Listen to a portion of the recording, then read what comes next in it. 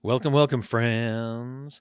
This month, The Broken Brain is focused on International Overdose Awareness Day, which you can learn more about in two important ways. One way is participate or listen to the Broken Brain's live stream every year, and I believe this is the 5th year running. We do a live stream for International Overdose Awareness Day, which is Monday, August 31st. You can learn more about this at dwighthurst.com/live. You can find the links to listen and even a link to join. That's right. We like to do it like live call-in style where anybody can jump in. The theme this year is health awareness and being aware of the role that that plays in not only addiction management, but also in living a happy and more fulfilling life, which is part of overdose prevention and addiction recovery and all those things and harm reduction. And so we're just going to talk about anything that has to do with being healthy, managing your health, anything, of course, that has to do with mental health, addiction, and all of those types of things. If you think you have nothing to say, that's not true. You have stuff to say, and please say it. Please, please. So that there's more than just me. However, I think you will find that it will be fun to listen to. Isabel Tehran is joining me once again to co-host throughout this, and we're just going to be talking, hanging out, and having a good time. You will hear that replayed as well on the audio feed, and the video will be up on the Patreon. And by the way, even if you are a free subscriber to the Patreon, you get to see the video of all of the interviews. If you subscribe, you will get that sent to you roundabouts when the episodes done come out. The other way you can be aware of International Overdose Awareness Day and get involved is by going to overdoseday.com, and they actually have free packets of information and little things you can do to celebrate or bring awareness on that day as well. Overdose Awareness Day was started by the Pennington Institute, which is a nonprofit Australian public health group as well. So you can look at them as well as learning more about that. So please go to dwighthurst.com/live to get the times and the links and all to join. And now enjoy today's episode, which is very much about health management, specifically emotional intelligence. The Broken Brain.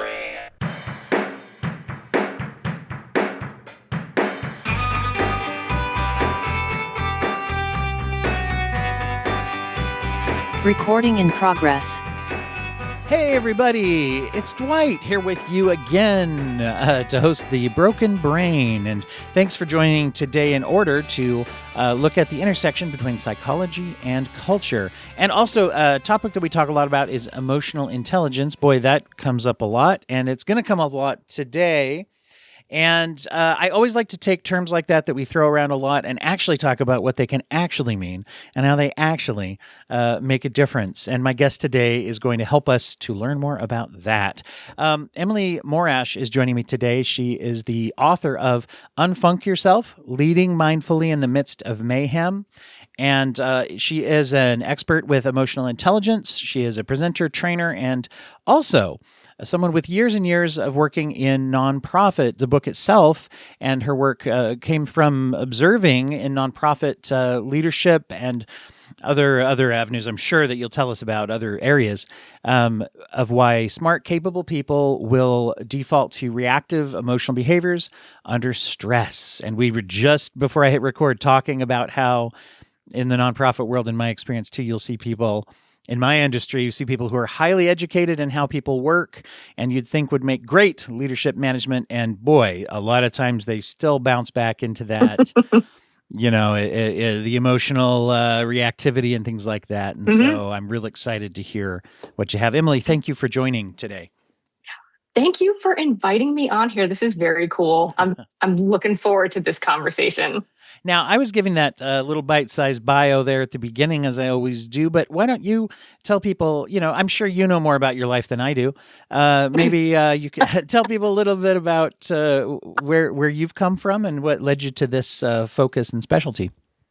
Sure. So 20-ish years in nonprofit, a lot of it spent in nonprofit management and development.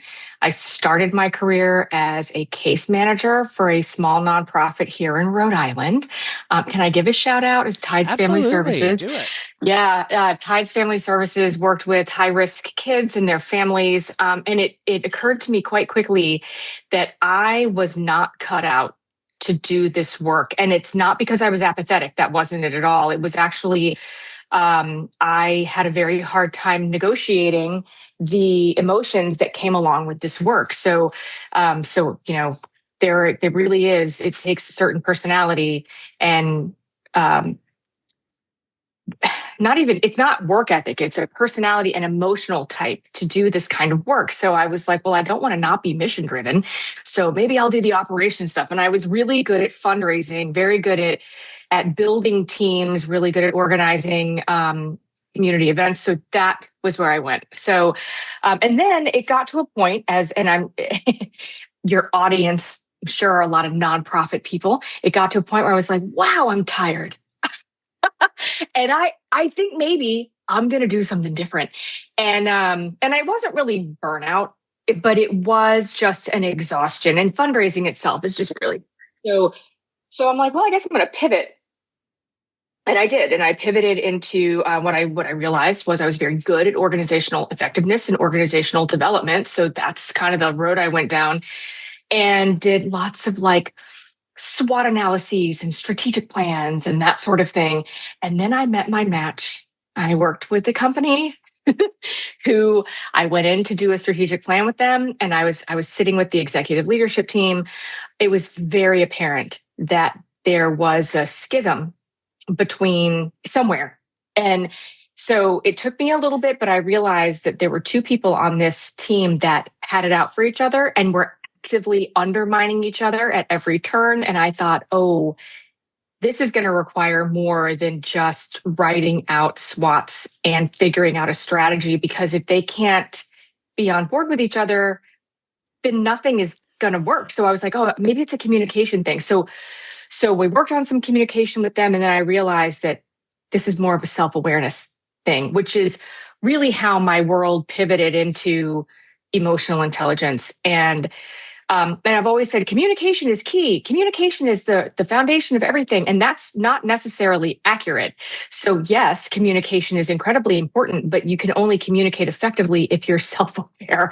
So, and that self-awareness that's the work. So when we talk about emotional intelligence, and I love how you said earlier, like we have to talk about what it actually means, because this stuff becomes buzzwordy. It's sort of like mindfulness has become buzzwordy. And when it becomes a buzzword, it gets diluted. And then it becomes like Instagram meme fodder, right? And so emotional intelligence quite literally is knowing yourself and understanding how you function so you can control yourself, so you can function with other humans effectively. Communication, as you put it, that's why as a goal, communication is such a broadly, you have to narrow down on it, just like you're saying, like having some specific definitions. One of the things about that self-awareness that hit me as you're saying that is I've seen so many times where people will say, I'm a good communicator, and it's not untrue necessarily, but without self-awareness, we are really good usually at one or two methods of communication, generally the ones that we've experienced in our lives, either what we were taught or the thing that we decided was better than what we were taught, one of those two things. And usually everyone's thought process makes sense to themselves, generally speaking. It's like, well, Yeah. I used I statements, and the other person might be like, well, yeah, you said, I feel like you're an asshole or something like that. And it's like, or the other person might just be like, yeah, I hate that kind of a thing. Or I use this instead. And this rubs me the wrong way. And it's like, yeah, if we don't know how the other person and how that fits in with, there's all sorts of things where self-awareness is just so important. Yeah. Sure. And when you're talking about the I statements, it's funny because that's what we're taught, right? Use I statements. And it's like, well, for some communication styles, that hits. And for some, it's an absolute turnoff. And where the work that I do, I help people focus on really the neuroscience behind being a human, right?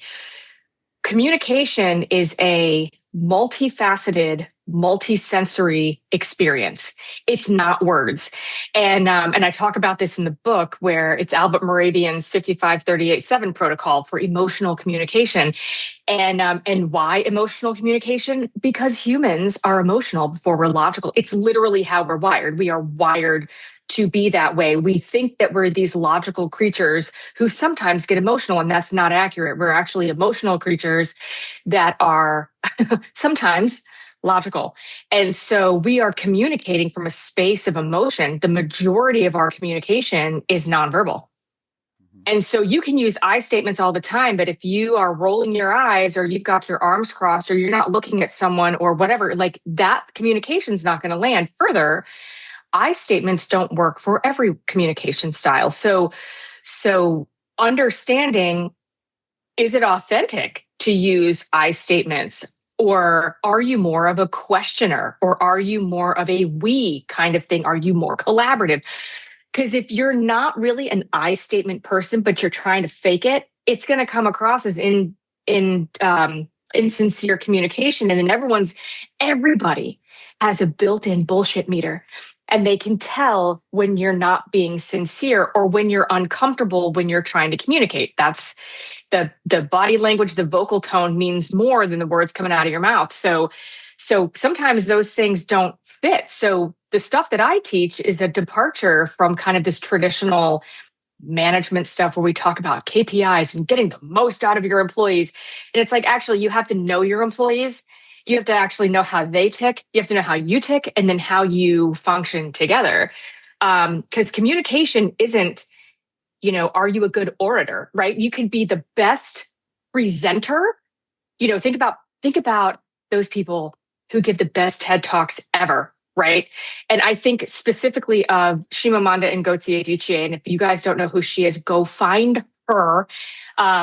It's the Danger of the Single Story is her TED Talk. That woman has got the most brilliant presentation style. And so that is a type of communication. She's eliciting emotion, which is what we do with communication. And so, but I don't know what she's like face to face. If she had to give me direction, would she know how to communicate specifically to my communication style? And that's what leaders have to learn how to do. And that's where the work is. And that is why, and I say this in my workshops, I say this when I'm coaching, being a leader is incredibly difficult. Yeah. Managing and leading are different. So you can get promoted, and now you're a supervisor over X amount of people, and you're like, yay, and you've got the title and you've got the money. The job just got like 100 times harder. And a lot of times, I always think of this as the difference between wanting to be something versus wanting to do something, right? Yes. If someone's like, yeah, because we have an aspirational idea of like leadership, and many people will say, I like leadership, but the smaller part of leadership is the part that we're usually talking about, the inspiring others and being all the things we think of as kind of going back to I. It's about I. What do I feel about being a leader? The more frequent duties of a leader, if you're doing it right, is being available, listening to things, being willing to deal with things you didn't plan on that came up, sitting and either doing the schedule or making sure the system for the schedule, just as a micro example. If I can't, if I'm not interested in getting into the weeds of the scheduling or knowing who needs what or whatever, then that's not leadership, right? It's just saying like, oh, I delegated that to someone and they're good at it. And it's like, but you should kind of know who they are. And the self-awareness without empathy, it doesn't do as much good. If I know how I feel, but I don't give a shit how everyone else feels, it's really not going to work well. Yeah. Or I don't even know how to figure out how they feel, right? Oh man, yes. The self-awareness without empathy is nothing. So emotional intelligence, there are 4 pieces to it. And actually, if you go Google it, some people are like, there's 3 pieces, there's 6. I see 4. And going back to the old scrolls at the mountaintop. As like simplifying it. The cornerstone of emotional intelligence is self-awareness. Know thyself. We've all seen The Matrix. What did the Oracle say? Know thyself. You got to start with yourself. You can't start anywhere else because you, as an emotional creature, are going to have reactions or responses. So between reactions and responses has to do with thought. Are you being thoughtful? Have you paused to go, what is actually happening here? Or have you made a snap judgment or assumption about something, which our brains do? It's a shortcut. Our brains use 20% of our energy every day? Like, that's a lot. And so we look for these shortcuts to kind of make our lives a little bit easier. So when you're assessing yourself, you're investigating your own, worldview. Are you an assumer? Do you react or do you pause and respond? So that's the first thing to understand about yourself. And we can all say things like, we do this all the time, where it's like, ugh, I don't like that kind of food. Okay, why? Why don't you? It's fine that you don't like it, but why don't you like it? I have a girlfriend who doesn't like sushi. I'm like, I'll eat all your sushi then. But she doesn't like umami flavors. And she never actually thought about it. She's like, I don't know, it's just gross. I'm like, but what does that mean to you? So I actually made her sort of like excavate that. She's like, it's the flavor, it's that fishy flavor that, and I'm like, oh, it's the umami. And she's like, oh yeah, I don't like that. I'm like, okay, so now you know. And so now you know that if someone offers you something, you know why you don't like it. You don't judge it. It's just there. And then you can manage yourself. Oh, go ahead. I'm rolling with you. I'm rolling with you. I was like, you got something to say. So there's the know yourself. And when you say things like, I don't like that kind of music. Okay, why? Because what happens is, I'm going to tangent here a little. Please. When we don't like something. I'm a big fan of tangents. My train of thought derails often. So here we go. So if you don't like something, what we tend to do is judge it. I am not a huge fan of country music. I like some, but it's not my thing. I've never thought about why I don't like it, but what I would do prior to actually doing this work on myself would be like, oh, that music is stupid. You like country music? What's wrong with you? Blech. Now I assume things about you. That's now really I'm going to assume things about you, or like, and people do that with me when people find out the kind of music I like, because I don't look like a metalhead, which makes me laugh. I'm like, what am I supposed to look like? Anyway, but we have, because we and this holds hands with identity too. I mean, this gets deep. So, if you like country music and I don't like country music, and I'm like, I think country music sucks. Your identity is wrapped up in the things that you do and do not like. So now, even though I've said I don't like country music, I said nothing about you. I think you're totally rad, but I think country music is stupid. Except now, because that's wrapped up in your identity, you're going to be like, what, you don't like me then? And we see this happen all the time. So if I can say, I am not a fan of country music because I like music that's darker and heavier and has a lot of black notes. And I like stuff that's more, gritty and kind of social and like socio-political kind of stuff. Like, that's my jam. But I can see where somebody might like the lightness or the party with the country music, right? But because until you investigate why it is you do or do not like something, you actually don't know yourself very well. You just have this emotional response or reaction to whatever stimulus you are experiencing in that moment. So then there's the self-management. Now that you know yourself, you can manage yourself, right? One thing, I do not like fluorescent lights. I have a raging case of ADHD. I call them the squirrels in my brain. I talk about it in the book, actually. But I have the kind of brain, I can hear fluorescent lights, and it drives me nuts. And so I always request that I do not have fluorescent lights in my office. And I'm just going to use desk lamps or like floor lamps or whatever. And so I'm not being a jerk about it. It's just like, oh yeah, fluorescent lights are not my friend, so I'm just going to do this instead. And I can control what I can control. And then when someone says to me, oh yeah, so if it comes to, I need to be in a space that's quieter, I'm actually going to have empathy for that person who needs quiet for whatever reason they need quiet, because I know that I need something different because of how I function. So this goes into, when you know yourself and you know what makes you tick, you actually start thinking, oh my God, everybody else ticks differently too, don't they? Huh. And then there's more space for empathy. So what you were talking about, like self-awareness without empathy, is nothing. You're exactly correct. And empathy is interesting because most people define empathy as being able to walk in somebody else's shoes, right? Like that's what we hear, except that there's a flaw in that definition. And the flaw is this: I have never been a dude. I've never been transgender. I've never been a refugee. I have never moved to another country. I have never worked in as a firefighter. I've never done all sorts of things. So I can't feasibly walk in those shoes without doing so through a lens of pity or disdain. And pity and disdain are not at all in the orbit with empathy. So what empathy is, and this is why it's such a hard practice, is it is believing somebody's story, even if it makes no sense to your existence. Even if it makes zero sense to the experiences that you've had, it is going, okay, I believe you. I'm going to believe you. And then you can be like, okay, so I never experienced this, not sure what you need. What do you need? And then there comes the relationship management. So self-awareness is the cornerstone. From there, we have self-management. From there, we have social awareness, which is where empathy lives.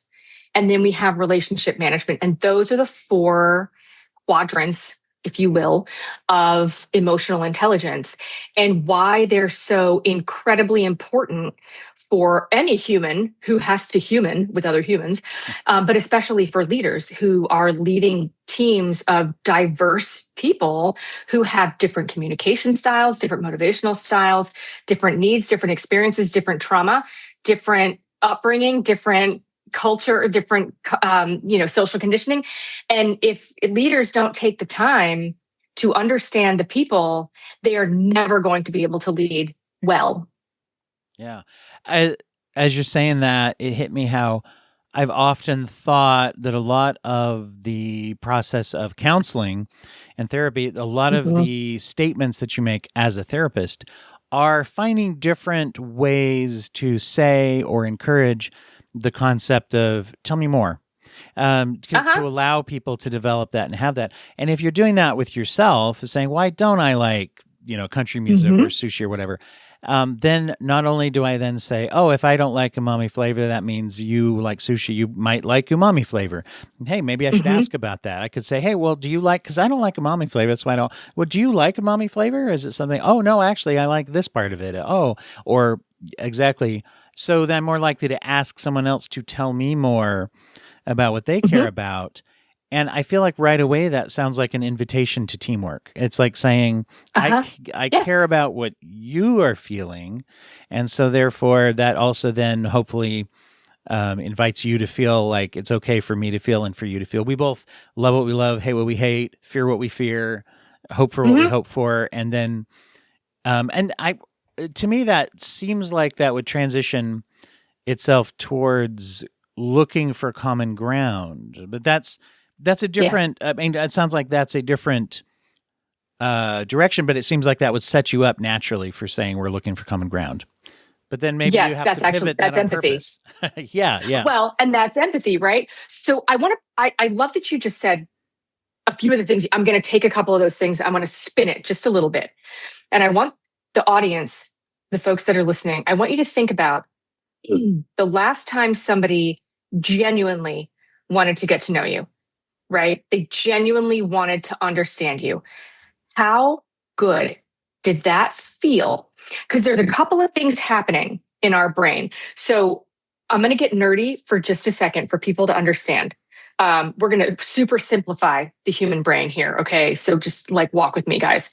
So we have the executive functioning part of your brain, so your prefrontal cortex, your frontal lobes, right? And then we have your limbic system. Inside your limbic system is the amygdala. The amygdala is responsible for fight and flight. And it's actually, there's 6 responses. So there's, and I know I'm preaching to the choir here, but there's fight, flight, and freeze. We all kind of know what those are. But there's also fawn, which is placating. You ever had that shitty boss who scared the crap out of you and you were like, yep, sounds great. Everything you say is wonderful. I'm not worthy, right? Like placating is fawning. Then we have flooding, where when there is a stimulus that stresses us out, it like legit opens the floodgates and everything else comes pouring forward. So if you have that super emotional person on your team that when one thing stresses, like there's a stressful thing happening and then they just freak out because everything is awful, right? They're flooding. And then there's, which is a shutdown. So like we see this in everyone. We see this a lot in kids where like they literally, it's not freeze. Freeze is like, I don't know what to do right now. And then you pivot. But faint is like, I cannot function, period. So people who are in burnout and take stress leave, welcome to faint. That's what's happening there. So I say all that, and then there's the survival part of the brain. That's the part of the brain that tells your body, you got to get going. We're in fight or flight. You're going to fight the bear or you're going to run from it. So we have these three things, right? When your limbic system, with that amygdala, which is constantly working, constantly scanning, always looking at your environment. Am I safe? Am I not? And what that means is, am I in physical danger? Am I physically safe? Am I being accepted or am I being rejected? Because honestly, outside of physical harm, the biggest fear, primal fear that humans have is rejection. Because, back in the day, if you were alone, the likelihood of dying from exposure or being eaten by something was really high. So you needed a tribe. So we still have this innate tribal mentality. So, and when your limbic system suspects that there's danger, and here's a fun thing, your brain cannot tell the difference between physical threat and emotional stress, and it treats it the same way. So like if you get what you perceive as a snarky email from somebody, your brain is going to respond the same way as if you were getting chased by a Doberman. And then it tells your survival brain that like, we got to go. And your survival brain then tells your body, your adrenals partly, that like, we have to get going, which is where we get that adrenaline rush. All right. So I say all this because when somebody says to you, I genuinely, like they're asking you questions and they really want to understand you, what's happening is your limbic system is recognizing safety. Not only is it recognizing safety, it's recognizing connection. And that is what human beings need. We are hardwired to connect to one another. Ironically, we're also hardwired to be a little skeptical, but we are really hardwired to connect with each other. So when we have an opportunity and somebody makes us feel that we are being accepted and they're curious about us and they want to take, because in our brain, it's they're taking care of us. We're part of the tribe. It makes us feel so good. So leaders listening, think about how good that feels. You can do that with your team. And also think about how well you have worked for leaders who genuinely made you feel validated, valued, important, heard, connected. This is how you motivate teams. But the way to do it is to really get to know your people. That was like a wicked long rant. I'm so sorry.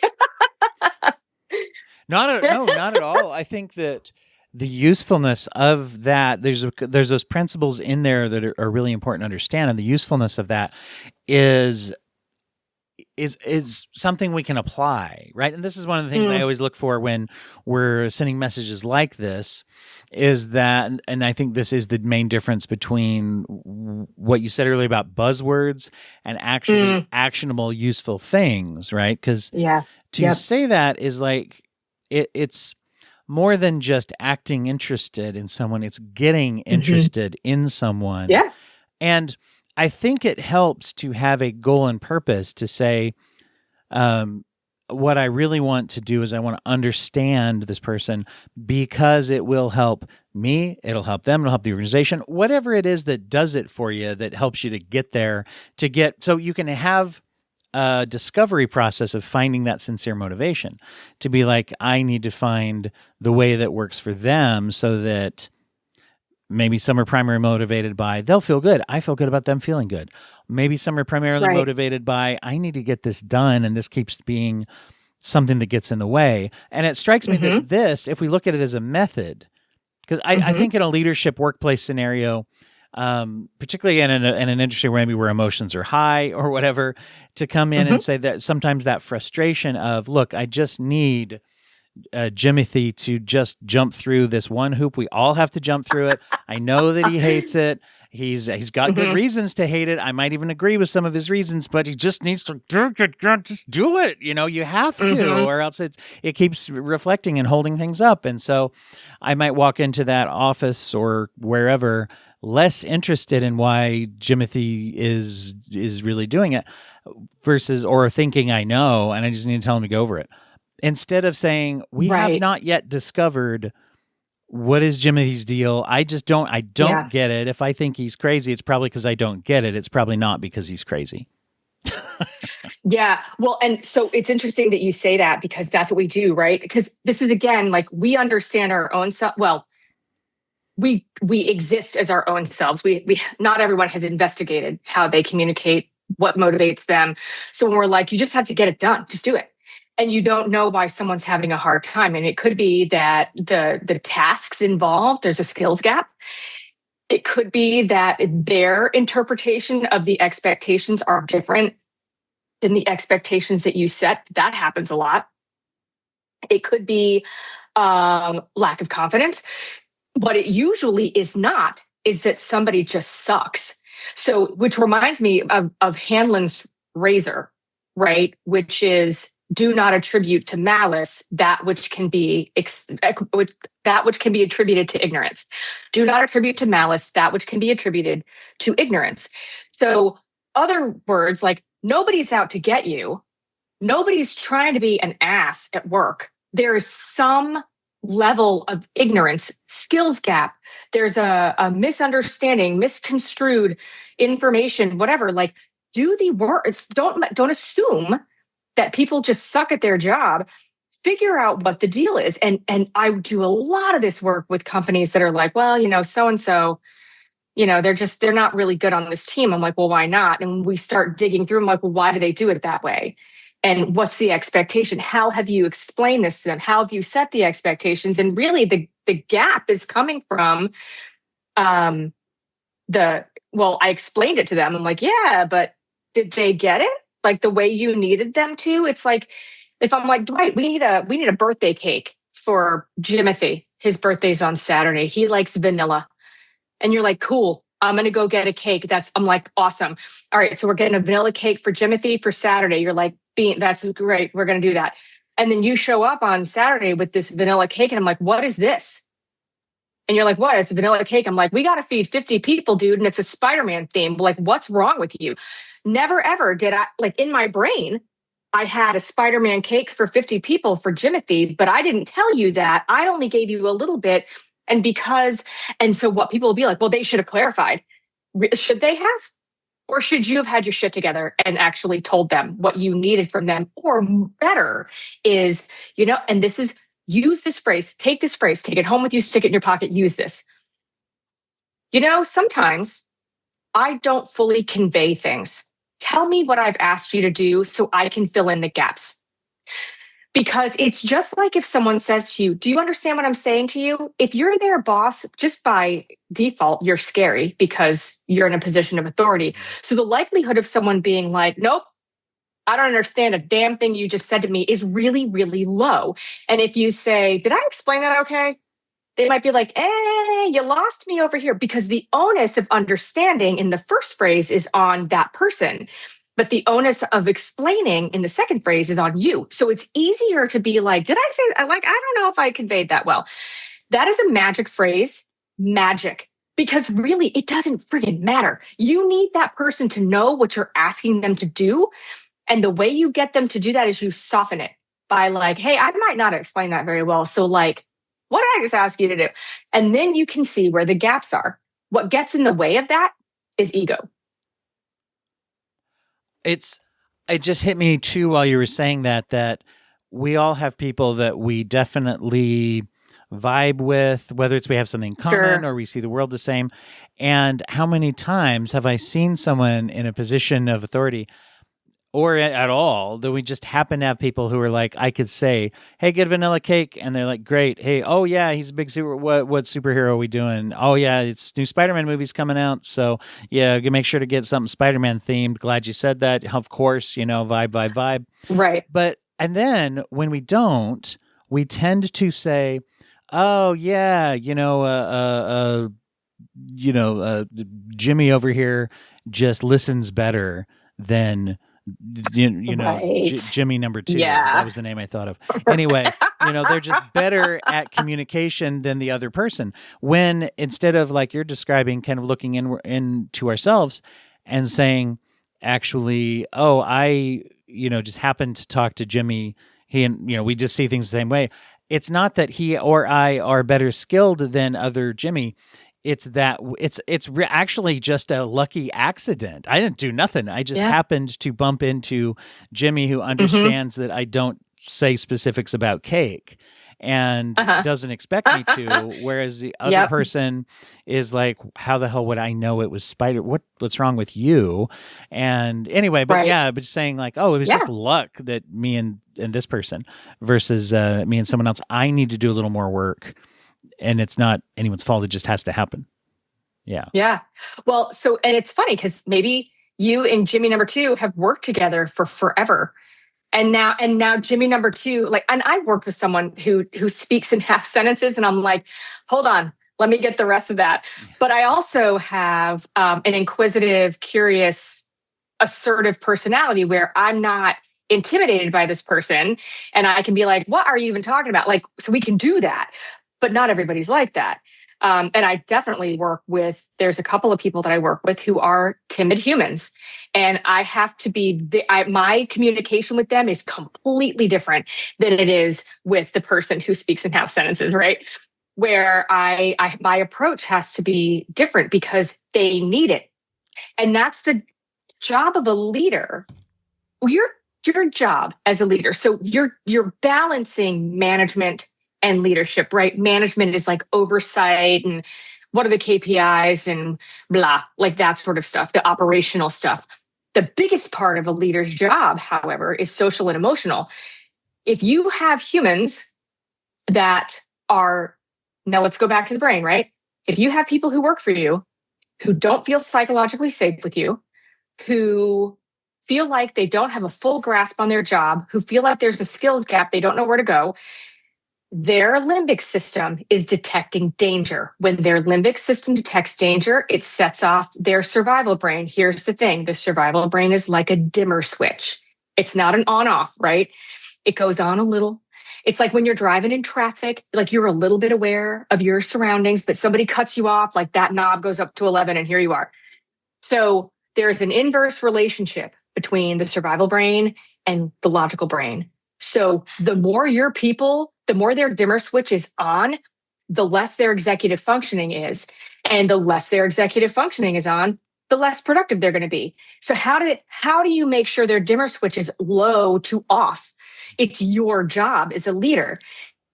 Yeah. And that's the thing is it's more one where they're learning. It's more incumbent upon the leader position to be the one instead of saying, they build the culture. Yeah, instead of saying, oh, Bennifer's not good at talking, I'm going to roll my eyes. It's like, instead of saying that she's supposed to be the one to be clever enough to think of the questions, it's that's a great skill if she has it. But if I'm the leader in the leadership role, it's more my job to make sure that's happening and not just to push it off and then go complain about her to Jimmy. Right. And then here's where the mindfulness piece comes in. Don't judge it. Oh my God. And now I got people are driving to work right now and they're cussing at me. Don't judge it, Emily. Oh, but she's dumb. No, she's not. No, she's just not like you. Right. And so the mindfulness stuff. So again, mindfulness, that's another buzzword, right? We got another buzzword. Mindfulness is emotional intelligence in action. Okay. So John Kabat-Zinn, if you guys don't know who he is, he's professor emeritus, UMass Boston in psychology. And he also runs the Center for Stress Reduction out in UC San Diego. He is a fascinating human. Go find him on YouTube. You will be glad you did.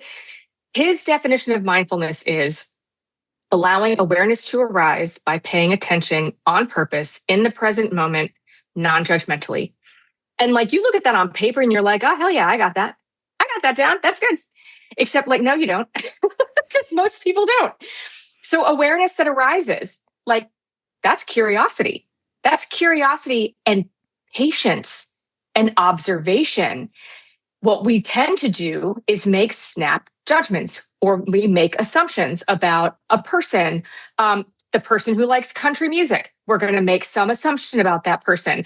I mean, not to like get all spicy in here, but sociopolitically, if you see, I mean, we have assumptions about people who might wear a certain color hat, or maybe they've dyed their hair blue and they have a septum piercing. Like, we have this, and I will refrain from discussing the whole social media aspect of that right now, but what we do is we will make a snap assumption based on a stereotype that we've been fed, that we have never investigated, we have never excavated, we have never been like, is that actually true?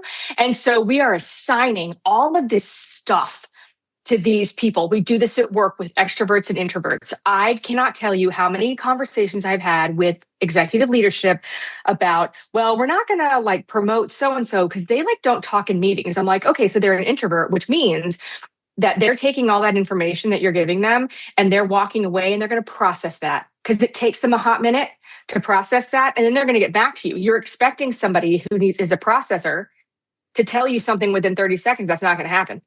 Right. Or somebody's like too boisterous. Oh, like they talk too much. Well, it's like, well, no, they're the evangelical of they're the evangelizer of your company. So like they get really excited and they get everyone else excited. They're not off the rails.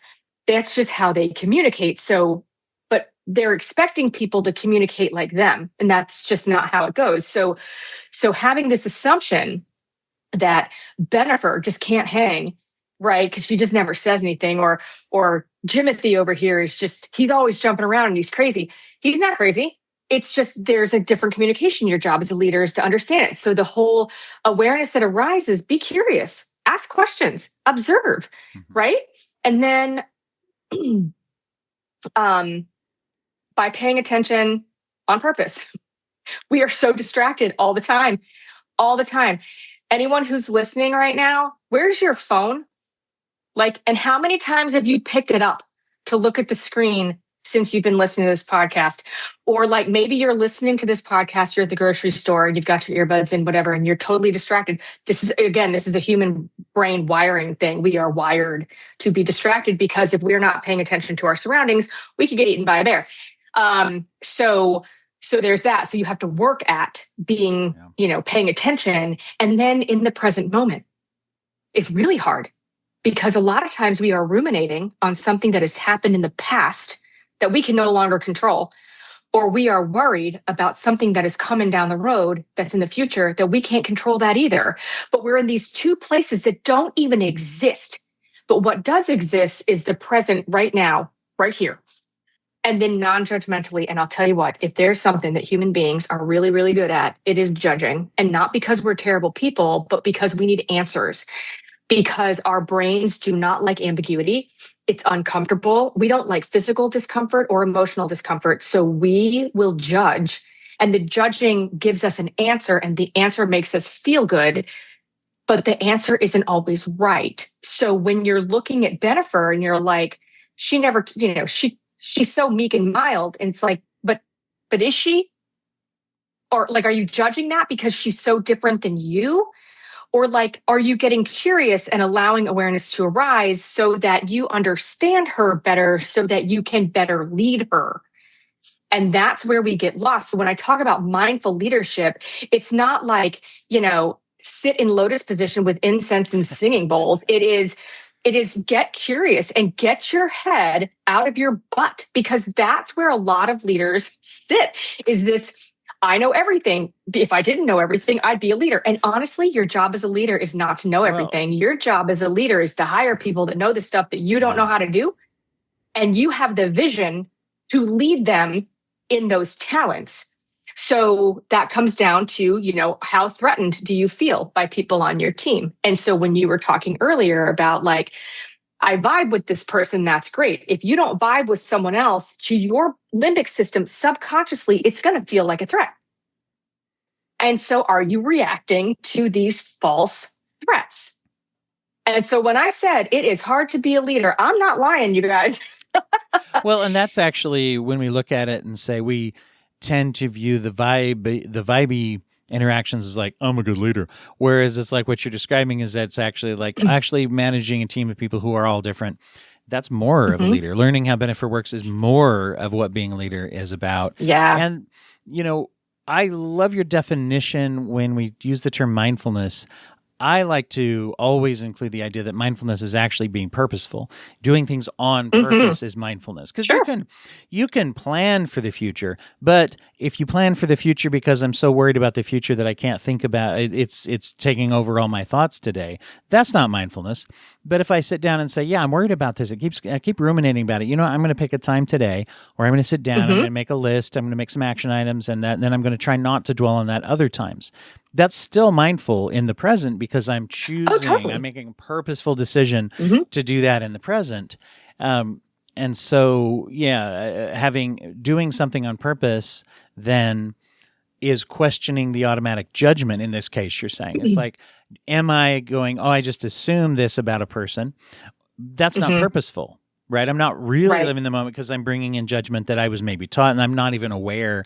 And so when I am purposeful, it means that's when I'm going to try to figure out why. And not only why do they think this way, but why have we not connected on something that works yet? Because frankly, in leadership positions, certainly there is, really outside the realm of like extreme, like unhealthy, chosen, bad choices, bad behaviors, and those do exist. But if it's not yeah, definitely. If it's not that, then our job is to discover why it's not working, even just practically, even just to say, if this person's not doing it, it doesn't seem to be malice. I'm not like, this is not someone I want to fire because they're insubordinate or something or whatever. We just haven't found it yet then. I got to assume that they would want this to succeed, and we just haven't found the thing that makes sense to both of us to be able to know where we stand. Yeah, very right. And the conversation probably hasn't been had. Like somebody hasn't sat down and been like, "All right, we're not on the same page," and it's perfectly fine to say to somebody, "You know what? We're not on the same. Like, I know that we're both like doing this job, but I feel like we are not on the same page, or we're having some communication difficulties, and it's not because either one of us is awful. Like there's something where we're not connecting, and I'm trying to figure out." Yes, absolutely. It's fine to have that conversation. In fact, it's necessary to have that conversation. And the degree to which people believe that you as a leader actually believe, the degree to which they believe that you actually believe that if I say it's fine if we have disagreements, we all have had that boss who says that and then cannot handle it when they're challenged at all. They totally think they mean it, but they don't. And then we've had those bosses and those people in charge who are like, yeah, that's fine. That's cool. And we're like, I can tell that it is. And so I can say, well, I don't get that. Yeah. And it's fine. Versus if I say that's not fine. So I'm not going to say it because, I have a justified, a justified fawn or something like that. That is my needing to keep the job. So all of this, like, they bring in a lot of like very necessary nuance to terms that we all hear: communication, emotional intelligence, mindfulness, terms that we hear all the time, but you're breaking it down in a way that's more specific. And I really, really love that. I want everyone to know like where they can follow you and where they can get the best place to get the book, things like that. But I will always like to give everybody the chance before we do that to answer this one, my little magic question, which is giving the listeners an idea of ways to give back to the community. And so if there's any kind of a nonprofits or, you may have encountered a few. I mean, you mentioned Tide Family Services in Rhode Island as one of them, but what's something that you would encourage people to do? My crusade, as it were, is food insecurity. And so, and we get down to base here. When people do not have housing or food, there is no way that they can be calm and in their logical brain.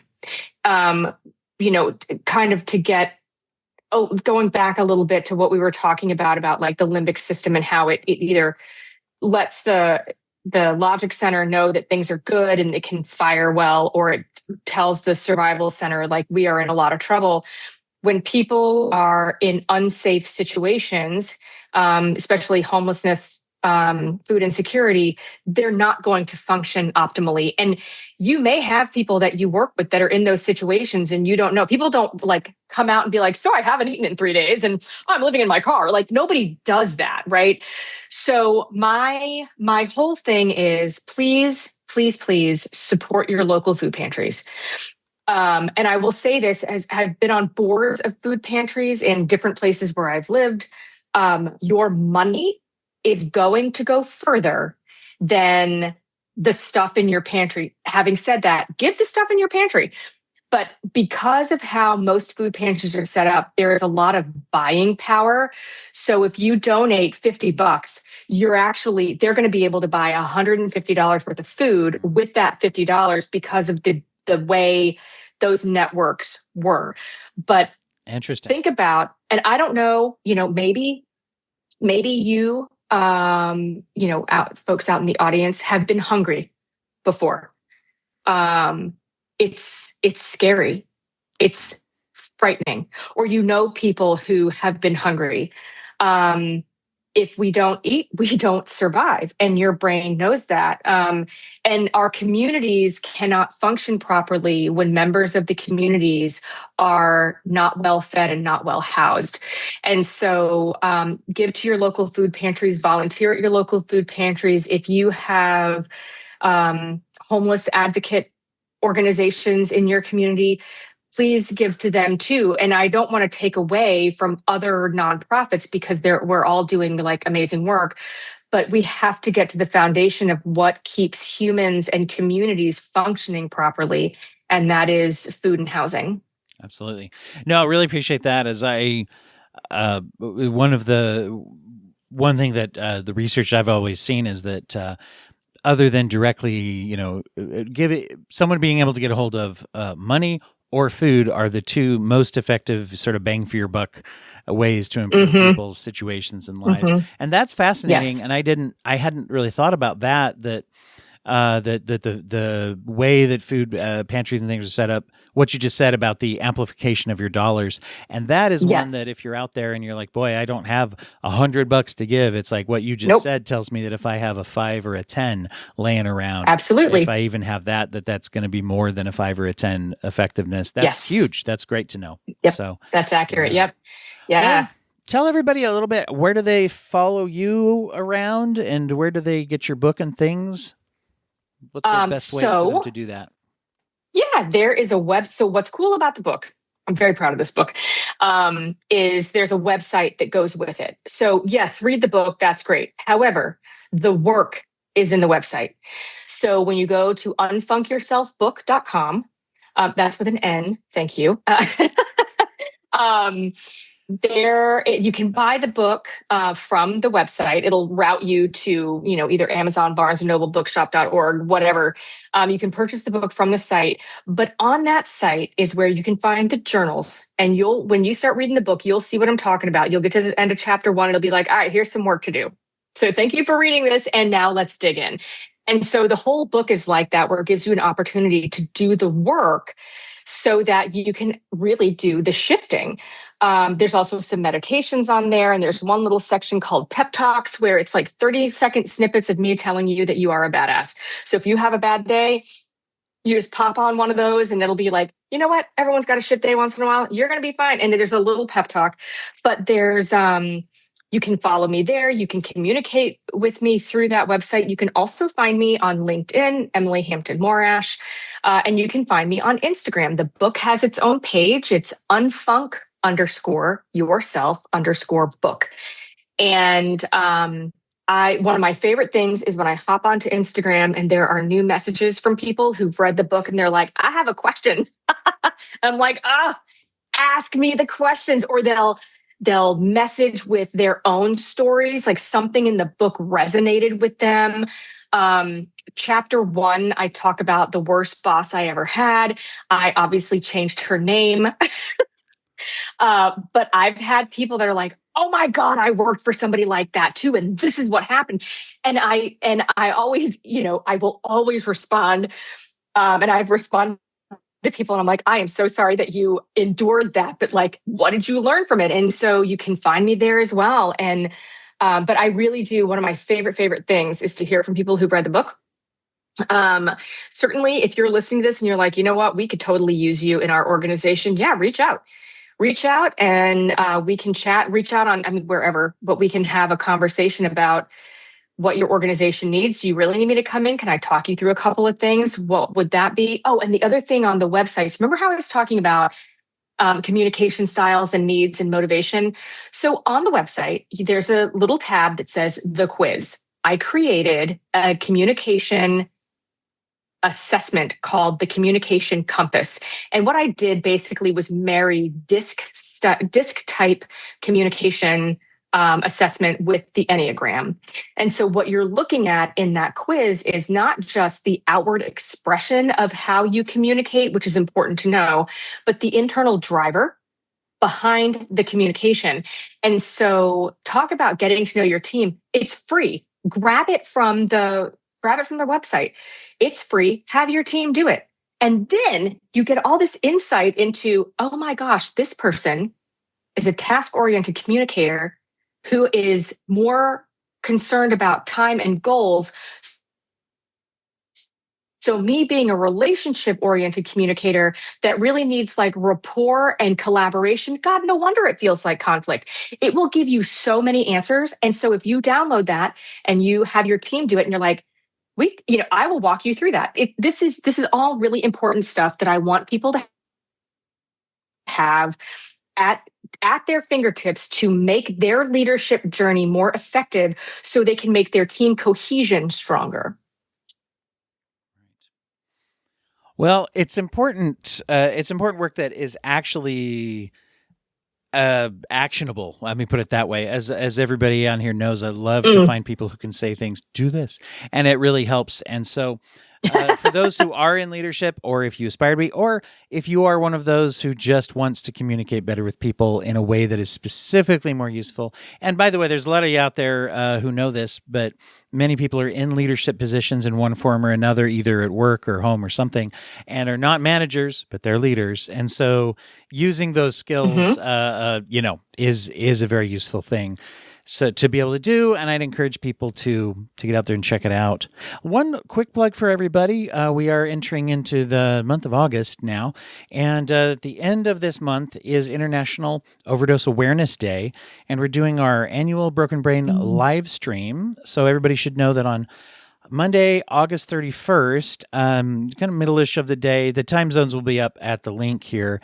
If you go to dwighthurst.com/live, there'll be the information for everybody will be there of when for your time zones across some of the major time zones that'll be affected. About a 5-hour live stream. Isabel Turan's going to join me again and run that. We're going to have people joining, and you as well. Everyone out there can join us as well. If you go to the link, it will have links at dwighthurst.com/live, not only to watch, but also there'll be a big button that says join, and you can join live caller-in style if you choose to do so as well. We're going to be focused this year on health management and the role that plays in not only gaining, defining, but also maintaining safe sobriety as well. So it's always a good time. We always have lots of interesting things that are put out there. And so hopefully everyone can join that again and get to know that. So Emily, I'm really, really grateful for this chance to talk to you and to share the work that you're doing. Thank you so much. Oh my gosh. Thank you. I'm honored to be on your podcast. This is so cool. But I really appreciate the questions and the interest and just having me on. This was a blast. Thank you.